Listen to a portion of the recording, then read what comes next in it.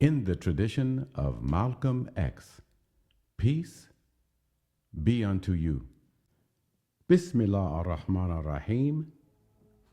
Alhamdulillahi Rabbil Alameen. Wassalatul wassalam ala rasulihi al-Kareem. Wa ashhadu an la ilaha illallah.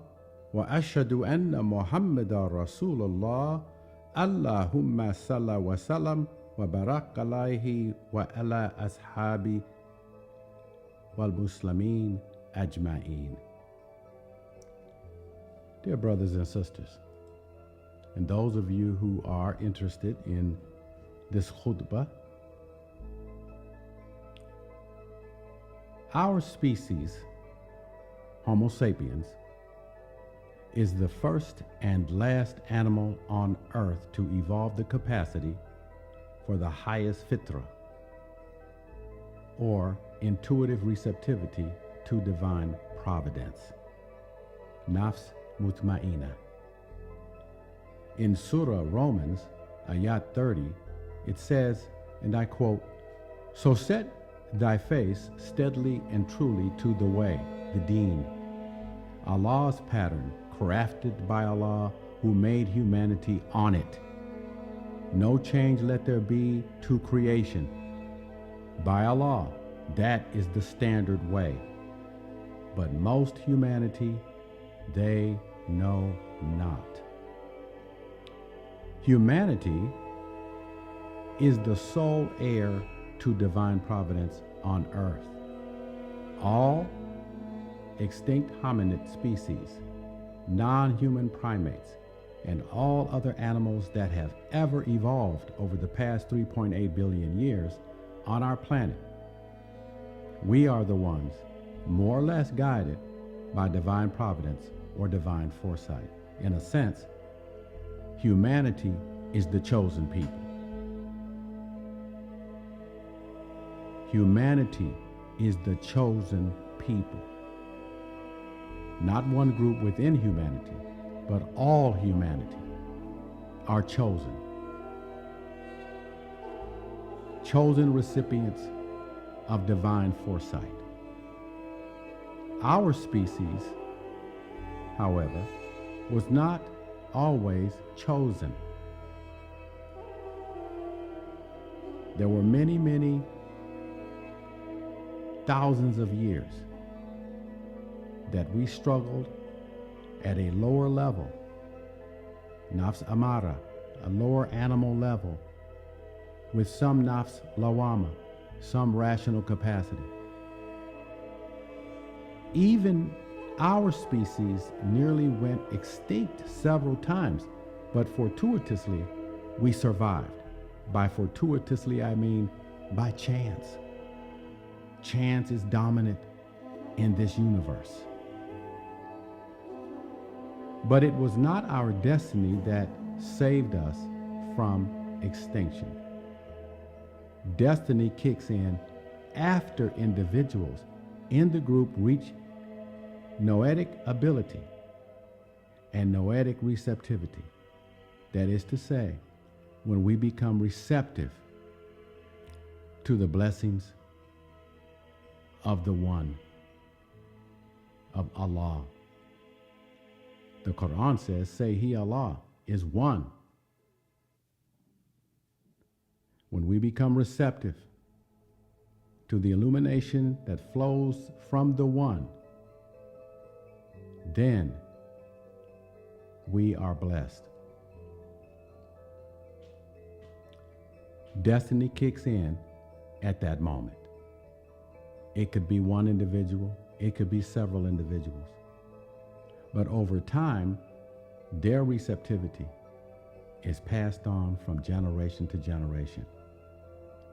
Those people who do become more receptive become the seers, exercising foresight for the group, able to see in their mind ahead and avoid traps, avoid predators. They become human guides by the Ruh Allah, by the Spirit of Allah.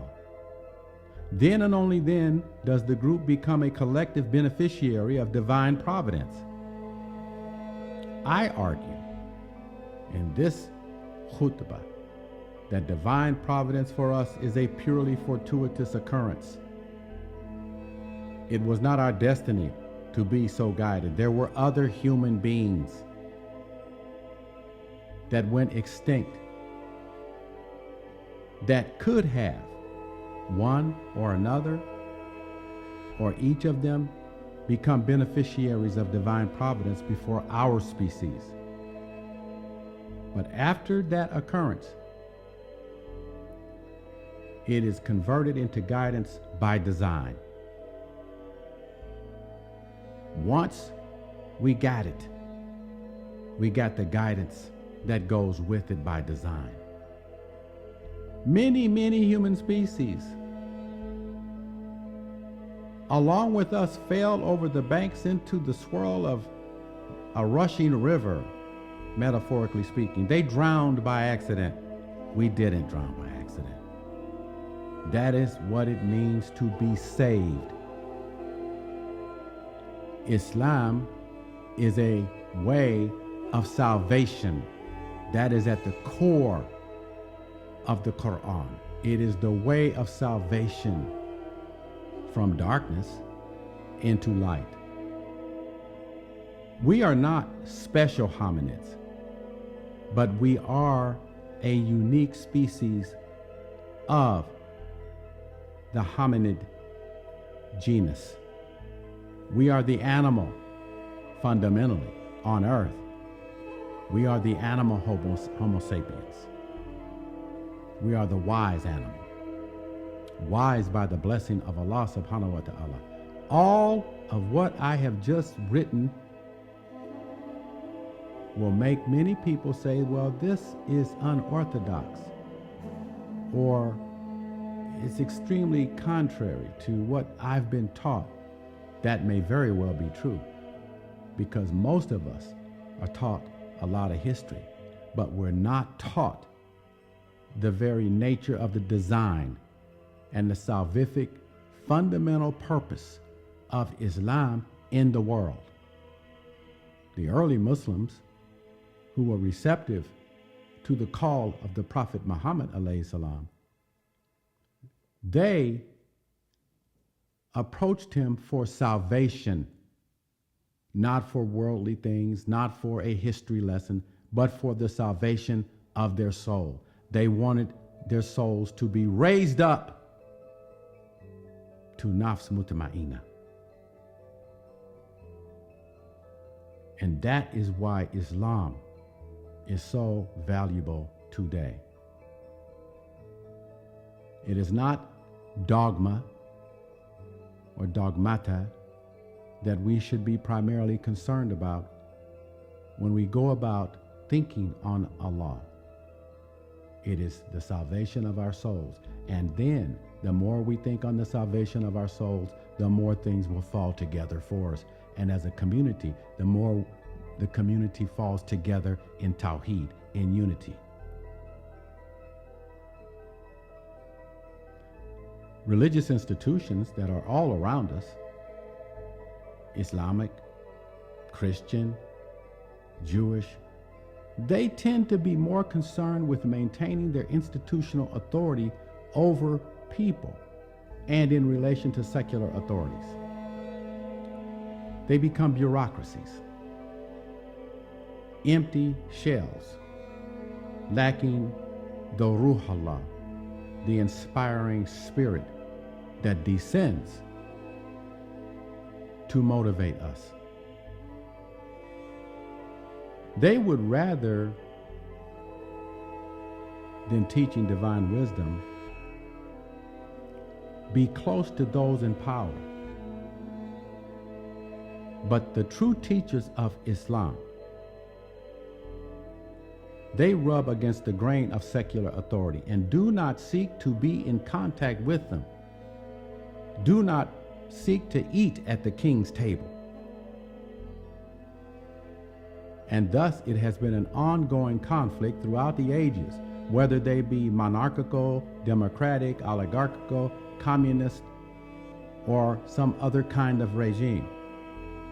As far as modern science is concerned, it is arrogance that preempts many intellectuals, many scientists from accepting that there is a limit to human intellectual knowledge. And so fundamentally, we grow, we rise to a higher level of mutma'ina, receiving the insights that can only be bestowed upon us when we are guided by divine providence. Assalamu alaikum rahmatullahi wa barakatuhu.